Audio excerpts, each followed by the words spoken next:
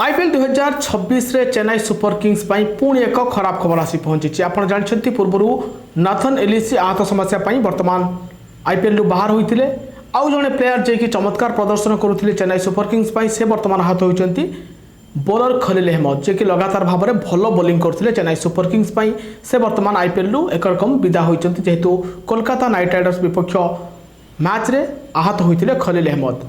आपको कही रखे जे नाथन एलिस 2026 आईपीएल खेलेनि जहाँ को चेन्नई सुपर किंग्स किला डिवाल्ड ब्रेविस लेट रे टीम रे जॉइन करिसेंती। एमएस धोनी एपर्यंत फिट होना जहाँपाई टीम रे बर्तमान से सामिल हो पारि ना। स्पेंसर जॉनसन को रिप्लेसमेंट भाव में अणा जाइथिला से वर्तमान टीम रे जोग दे ना। खलील अहमद एवं आहत हो विदा होइछंती। एबे बोलिंग जो चेन्नई सुपर किंग्स रो सुधारी आसूला कौटी ना कौटी पुणी गोटे बड़ इफेक्ट पड़ो बड़ इंपैक्ट पड़ो चेन्नईर बोलिंग उपरे। वर्तमान गुरजनप्रीत सिंह सहित पुणी थे चेन्नई को कॉम्बिनेशन बनवाक पड़ो।